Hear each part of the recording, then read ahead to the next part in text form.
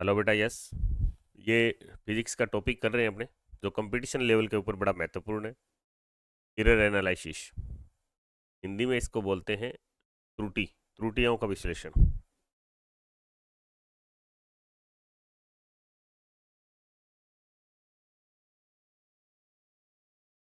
और कंपटीशन से या आपका नीट का हो, चाहे आपका जेई का हो, या फिर कोई डिफेंस का कंपटीशन हो, सब में इससे रिलेटेड एक क्वेश्चन पक्का आता है।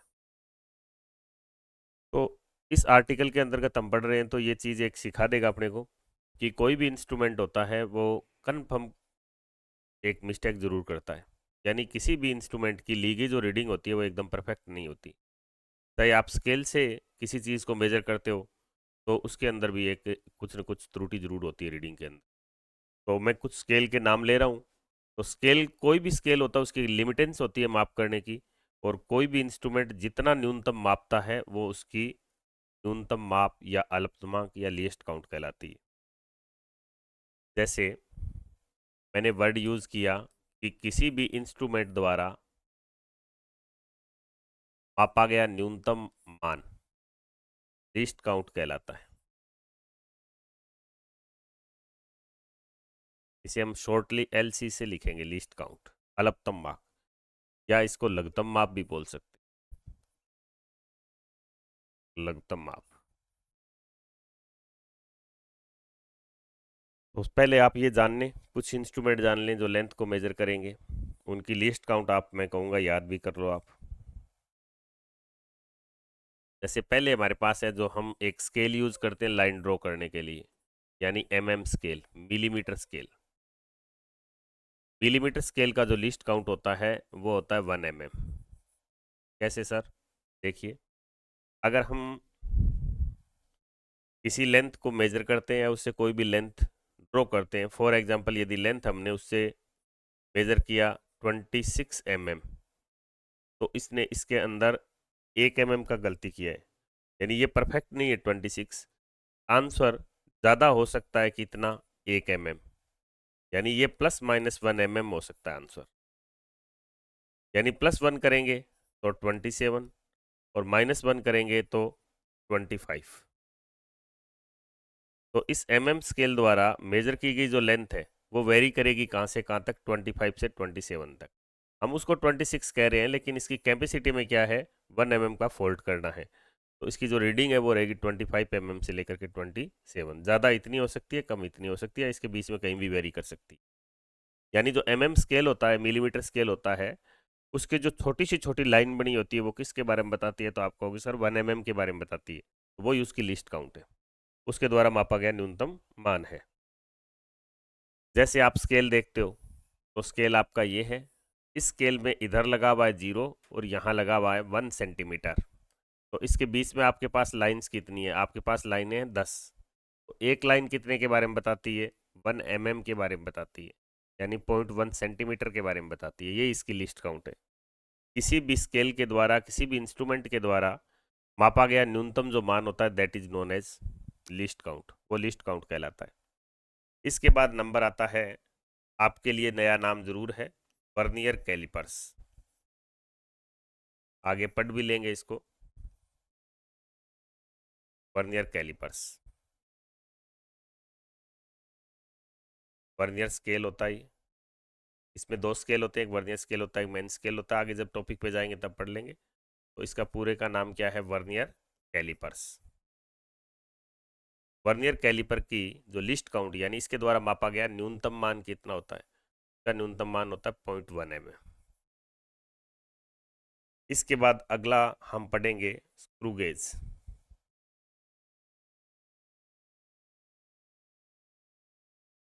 स्क्रू गेज, पेच मापी बोलते हैं इसको हिंदी में, और स्क्रू गेज भी इसका पॉपुलर नेम है। स्क्रू गेज कहें या पेच मापी कहें, ये डायग्राम वगैरह दिखाएंगे आपको। पेच मापी, और पेच मापी की जो लिस्ट काउंट होती है वो होती है, न्यूनतम मापा गया मान होता है 0.01 इसको याद रखना बड़ा इजी है। शुरू किया था 1 से, इसके आगे एक पॉइंट डाल दिया 0.1 स्क्रू गेज का 0.01 इसके बाद अगर आपकी स्टॉप वॉच है, घड़ी है, स्टॉप वॉच, विराम घड़ी, तो प्रैक्टिकल में काम में लेते हैं हम।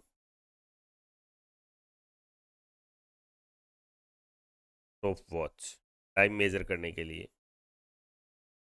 इसकी जो लिस्ट काउंट है वो आपकी है 1 सेकेंड।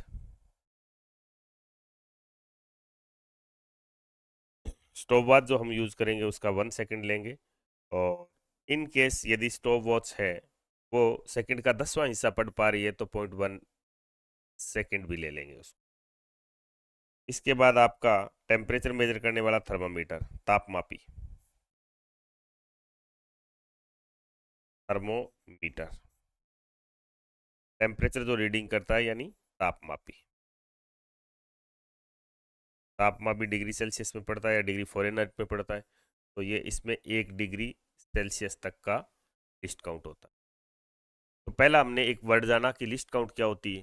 किसी भी इंस्ट्रूमेंट के द्वारा मापा गया न्यूनतम जो मान होता है that is known as least, हम लिस्ट काउंट कहते हैं।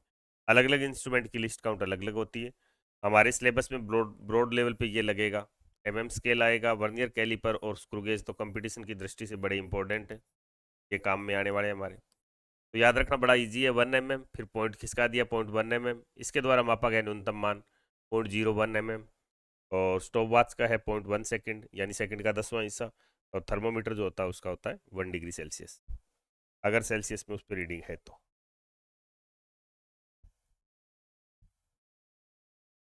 कोई भी फिजिकल क्वांटिटी होती है उसके दो प्रकार के मान होते हैं,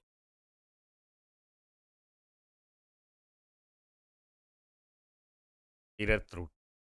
और त्रुटि को हम लिखते समय, एरर को लिखते समय हम यूज करेंगे सिंबल डेल्टा। डेल्टा से लिखी जाएगी एरर। एरर में बी प्लस और में बी माइनस, प्लस भी हो सकती है और माइनस भी हो सकती है। इसी फिजिकल क्वांटिटी के दो मान होते हैं, वो कौन कौन से सर? एक तो उसका होता है प्रायोगिक मान, एक होता है उसका सैद्धांतिक मान। एक कैलकुलेट वैल्यू होती है और एक इसकी मेजर्ड वैल्यू होती है। कैलकुलेशन से निकालोगे उसे हम कहेंगे परिकलित मान, परिकलित मान, कैलकुलेट वैल्यू, कैलकुलेटेड वैल्यू।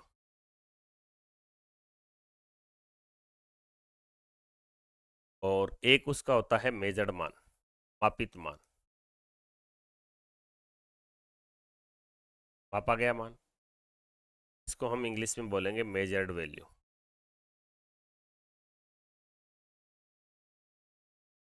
इन दोनों का जो डिफरेंस आता है that is known as error.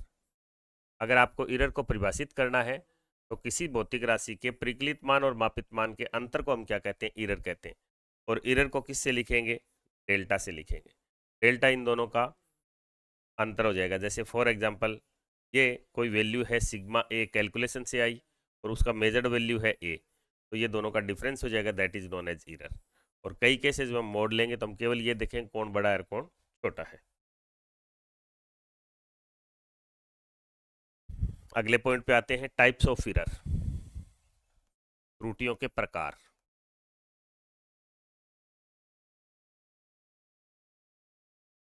त्रुटियों के प्रकार या classification of errors, types of error. त्रुटियों के प्रकार इस बात पे डिपेंड करता है कि आप किस बेस पे डिवाइड कर रहे हो। आप कर रहे हो उत्पत्ति कारणों के आधार पर कि त्रुटि उत्पन्न क्यों हुई, उत्पत्ति कारणों के आधार पर।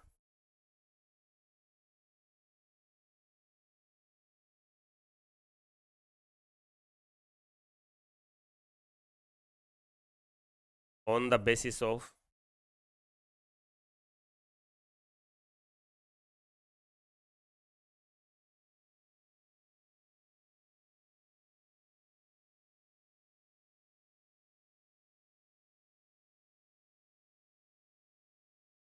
On the basis of reason of error, reasons of error. त्रुटियों की उत्पत्ति का कारण क्या है या उनका प्रोडक्शन फैक्टर क्या है। और दूसरा जो डिवाइडेशन होता है वो ड्यू टू मैग्नीट्यूड होता है, on the basis of magnitude of errors. Magnitude of errors. त्रुटियों का परिमाण क्या है, त्रुटि मान में कितनी है, त्रुटियों के परिमाण के आधार, परिणाम नहीं है ये, परिमाण है, मोड है, रिजल्ट है कि त्रुटि का आंसर कितना आ रहा है।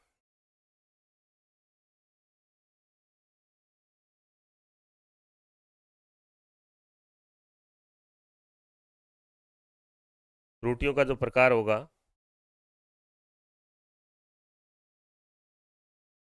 त्रुटियों का जो प्रकार होगा वो एक तो होगा क्रमागत त्रुटि, सिस्टमेटिक एरर,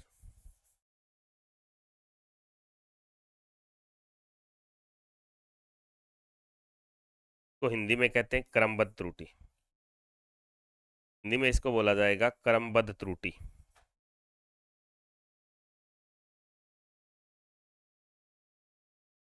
और दूसरा होता है random error, random error, Hindi में इसको कहते हैं यादृच्छिक त्रुटि, रैंडम एरर, यादृच्छिक त्रुटि। देखो मैंने आपको बताया कि त्रुटियों के जो प्रकार होते हैं वो इस बात पे डिपेंड करते हैं कि उनको किस आधार पे बांटा गया है। अगर उनके रीजन के आधार पे बांटा गया है तो इसके आधार पे दो टाइप्स होते हैं, एक सिस्टमेटिक एरर होता है, एक रैंडम एरर होता है। एक क्रमबद्ध त्रुटि होती है जबकि दूसरी उसकी यादृच्छिक त्रुटि होती है। क्रमबद्ध त्रुटि का हमें कारण पता होता है कि ये किस कारण पैदा हो रही है। जिसका कारण पता उसे मिनिमाइज किया जा सकता है, यानी उसे कम किया जा सकता है, इसको हम कम कर सकते हैं। रैंडम एरर वो होती है जो अचानक पैदा होती है और जिनके उत्पत्ति कारण का पता नहीं होता। तो बेटा इधर का बेसिस तो बिल्कुल सिंपल है कि उत्पत्ति का कारण पता हो तो सिस्टमेटिक एरर है। अगर उत्पत्ति का कारण नहीं पता, if reasons are in our known in knowledge, then it is known as systematic error. If reasons of the error are not in our knowledge, then it known as random error. त्रुटियों का कारण पता है तो क्रमबद्ध त्रुटि, त्रुटियों का उत्पत्ति कारण नहीं पता तो रैंडम एरर। जिन त्रुटियों का पता है, जिन त्रुटियों के कारणों का हमें पता है, तो उन्हें क्या कर सकते हैं, हम दूर कर सकते हैं, इलिमिनेट कर सकते हैं, उनको मिनिमाइज किया जा सकता है, कम किया जा सकता है। और रैंडम जो एरर होती है उनके उत्पत्ति का कारण अपने को पता नहीं होता। जब उत्पत्ति का कारण पता ही नहीं है तो उनके मिनिमाइज करने के चांसेस बहुत ही कम हो जाते हैं। तो फिर इसको मिनिमाइज सर हम कैसे करते हैं, एक चीज़ को बार बार मापने से, कई बार मापने से हम उसका मीन वैल्यू ले लेते हैं।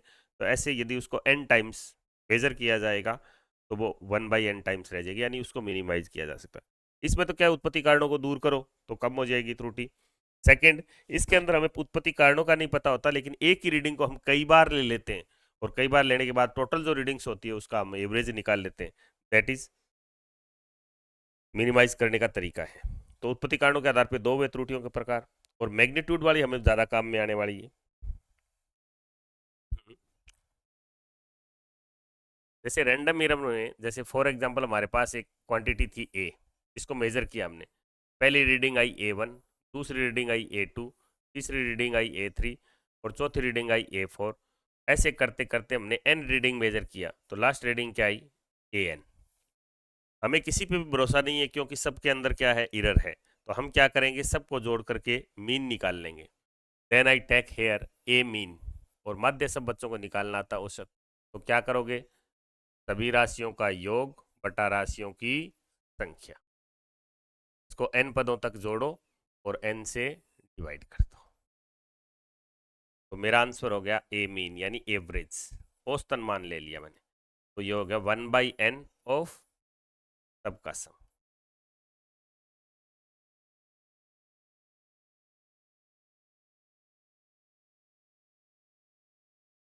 तो रैंडम एरर को मिनिमाइज कैसे कर सकते हैं, बहुत सारे ऑब्जर्वेशन लेंगे तो फिर हम मीन वैल्यू ले लेते हैं, तो इससे जो त्रुटि होती है, एरर जो होती है, वो मिनिमाइज हो जाती है।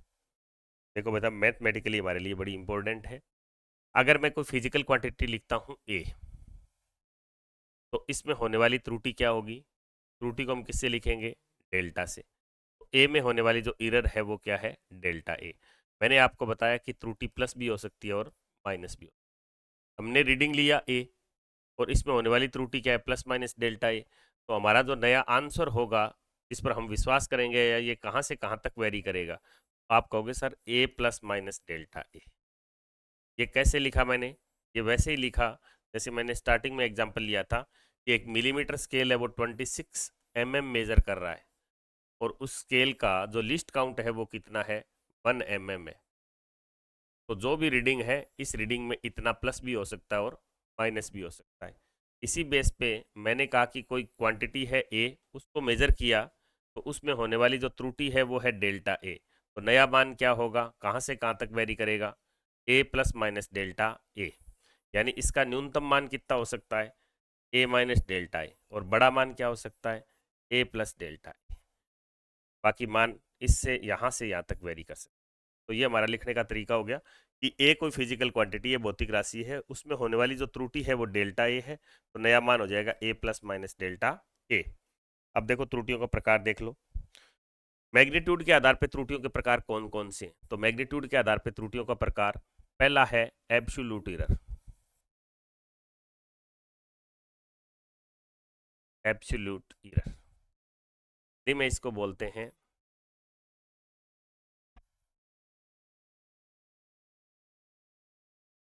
परम त्रुटि। परम त्रुटि कुछ नहीं है, परम त्रुटि वही है जो हमने लिया था। रीडिंग मानी मैंने आई ए 1, दूसरी रीडिंग क्या है ए 2, और लास्ट रीडिंग क्या है ए एन। तो हमें पता नहीं कि उसकी रियल वैल्यू क्या है, मेजर्ड वैल्यू तो ये है, मापे गए मान तो ये हैं। तो हम क्या करेंगे, इनका मीन निकाल लेंगे, ए एम निकाल लेंगे। ए एम कैसे निकालेंगे, तो ये तो हर बच्चे को आता है। इस सब को जोड़ करके हम क्या करेंगे, एन से डिवाइड कर देंगे। ये मापा, और हमने ये आइडिया कर लिया कि लगभग वास्तविक मान ये है, रियल वैल्यू ये है। तो हमारी पहली की त्रुटि निकलेगी ए वन माइनस ए एम, जो क्या होगी सर, वो होगी डेल्टा ए वन। किसी भौतिक राशि के मापित मान व उसके माध्य मान, यानी मापित मान में से माध्य मान क्यों घटा रहा हूँ, क्योंकि वास्तविक पता नहीं है। इन दोनों का जो अंतर आएगा दैट इज नोन एज परम त्रुटि। ए टू में होने वाली परम त्रुटि तो आप लिखोगे delta a two. Delta a two क्या होगा, a two minus a m. Anyway में क्या लिखोगे, delta a n minus a M. जैसे मैं इधर लिख दूं डेल्टा ए, तो आप कहोगे सर ये ए में होने वाली परम त्रुटि है।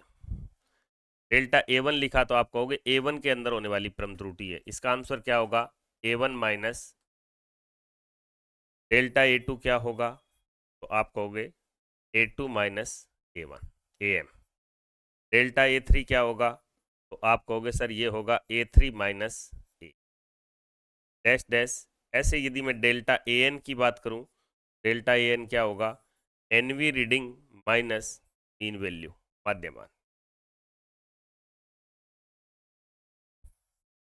ये हमारी परम त्रुटि। परम त्रुटि को डेल्टा से लिखेंगे। जैसे आपसे डायरेक्टली ये कह दे कि एक्स की परम त्रुटि बताइए, absolute error in X, then student write ये लिखेगा डेल्टा एक्स। वाई में परम त्रुटि बताइए तो बच्चा कहेगा sir delta y. It may be plus और minus, it may be plus and minus. Z की बताइए बेटा, तो डेल्टा जेड परम त्रुटि। आर की बताइए तो बच्चा लिखेगा delta R plus minus. Okay. तो परम त्रुटि क्या होता है, दोनों मानों का अंतर होता है। वास्तविक दिया है तो मापित माइनस वास्तविक, वास्तविक जब नहीं दिया होता है तो हम मध्य मान ले लेते हैं। लिखने का तरीका क्या, एक्स की परम त्रुटि तो बच्चा लिखेगा डेल्टा एक्स, ए की डेल्टा ए, पहली रीडिंग की तो डेल्टा ए वन। परम त्रुटि के बाद नाम ही बता देगा, मीन एब्सोल्यूट एरर।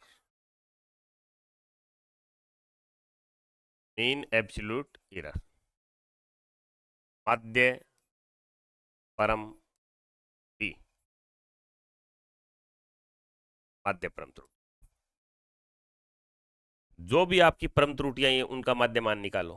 परम त्रुटियां क्या आई थी, पहली आई थी डेल्टा ए वन, दूसरी क्या आई थी डेल्टा ए टू, तीसरी क्या आई थी सर डेल्टा ए थ्री, ऐसे डैश डैश। एन वी क्या आई थी डेल्टा ए एन। इन सब के मोड ले लो, क्योंकि ये प्लस भी हो सकती है और माइनस भी हो सकती है।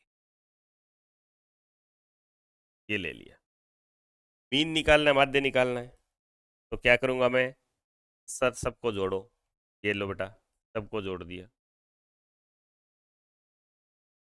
और किस से डिवाइड दे दूं, ये कितने पद हैं, 1 2 3 4 n, n है तो इट इज डिवाइड बाई, ये फॉर्मूला हो जाएगा। What is this, delta a mean. परम त्रुटियों के परम त्रुटियों के औसत मान को या माध्य मान को हम क्या कहते हैं, माध्य परम त्रुटि कहते हैं। इंग्लिश में क्या बोल देंगे, mean value of the all absolute error is known as mean absolute. ऐसे निकल जाएगा, सबका मोड लेकर के जोड़ देंगे और जोड़ करके जितने भी स्टेप्स होंगे उनसे डिवाइड दे देंगे। n पद है तो n से भाग दे देंगे, 3 है तो 3 से भाग दे देंगे।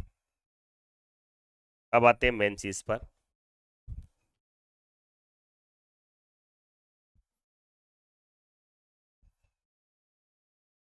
रिलेटिव एरर, आपेक्षिक त्रुटि, आपेक्षिक त्रुटि या इसको भिन्नात्मक त्रुटि भी बोलते हैं, ये इस पे क्वेश्चन आते हैं, या भिन्नात्मक त्रुटि।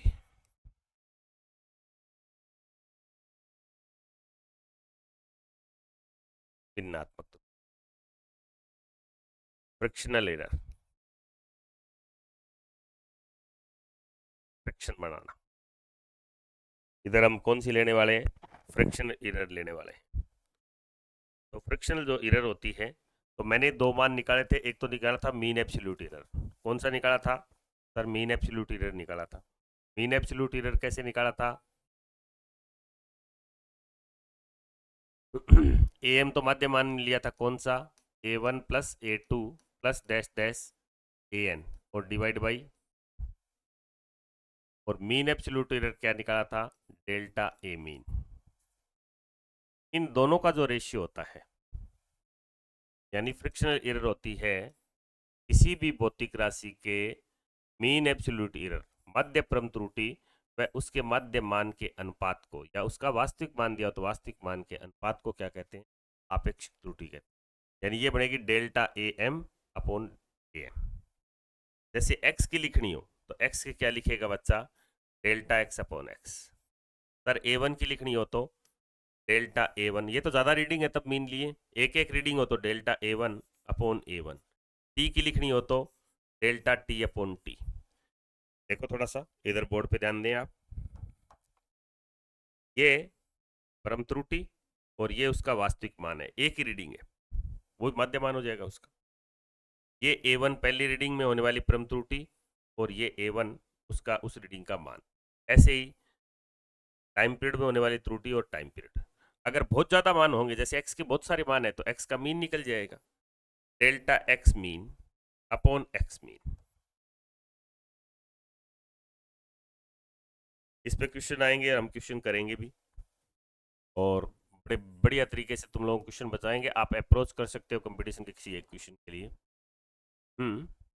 तो लास्ट आपका है परसेंटेज एरर।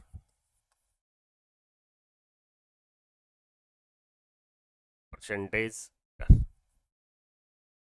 प्रतिशत त्रुटि, वेरी सिंपल। त्रुटियां कई बार हमें परसेंट में निकालना होगा। प्रतिशत त्रुटि, प्रतिशत त्रुटि आप कैसे लेंगे, जो भी आपकी आपेक्षिक त्रुटि आई है, रिलेटिव जो एरर आया है, अभी जो निकाला था वो रिलेटिव एरर को आप किससे गुणा कर दो, 100 से। आप आपेक्षिक त्रुटि जो आपकी आई है पिछले स्टेप में, इफ आपेक्षिक त्रुटि को 100 में से निकाला जाता है तो इसे परसेंटेज एरर कहते हैं, it is known as percentage error. उत्तर क्या बन जाएगा, delta a mean upon a mean into 100 to 100, या x की लिखनी है तो delta x upon x into 100 into ये x में होने वाली प्रतिशत त्रुटि, परसेंटेज एरर ऑफ x, ये परसेंटेज एरर ऑफ a। एकदम बिल्कुल मैग्नीट्यूड वाली, देखो शॉर्टकट बताता हूं मैं आपको। x x एक भौतिक राशि है, तो भौतिक राशि में होने वाली परम त्रुटि लिखिए तो बच्चा लिखेगा सर डेल्टा x। बेटा इसकी आपेक्षिक त्रुटि लिखिए तो बच्चा लिखेगा डेल्टा x अपॉन x। बेटा इसकी परसेंट एरर लिखिए तो बच्चा लिखेगा delta x upon x into